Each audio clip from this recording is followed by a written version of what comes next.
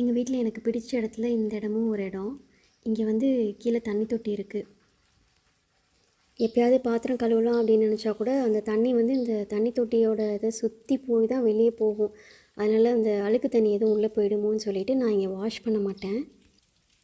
வேறு என்ன பண்ணலான்னா அங்கே பின்னாடி வந்து ஓஸ் பைப் எடுத்துகிட்டு வந்து இங்கே வரைக்கும் வச்சுட்டு இங்கே வேணால் வாஷ் பண்ணி எடுத்துகிட்டு போகலாம். அது ரொம்ப பெரிய வேலை. நான் கொஞ்சம் சோம்பேறி, அதனால் அதை பண்ண மாட்டேன். சரி உள்ளே வாஷ் பண்ணிக்கலாம்னு சொல்லி விட்டுருவேன்.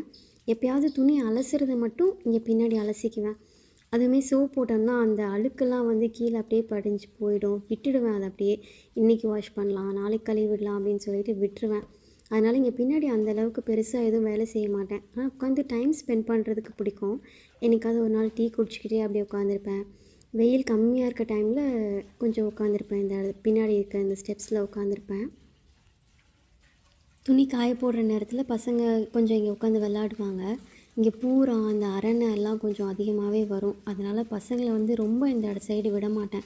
நான் இருக்கிறப்போ விளையாட விடுவேன். அதுக்கப்புறம் உள்ளே கூட்டிகிட்டு போயிடுவேன். கொடையை எங்கே பார்க் பண்ணியிருக்கேன் பார்த்தீங்களா? மழை நல்லாவே குறைஞ்சிருச்சு. எனக்கு அப்பப்போ இப்படி தான் நடக்கும். எனக்கு எங்களோட ஃபேவரட் ஷாப் ஒன்று இருக்குது, பிரியாணி கடை. எப்போயாவது பிரியாணி வாங்கிட்டு வாங்க அப்படின்னு சொல்லி சொன்னோம்னா அன்றைக்கி வந்து கடை இருக்காது. கடை இருக்கிற அன்றைக்கி வந்து கேட்பாங்க வாங்கிட்டு வரட்டுமான்னு சொல்லி.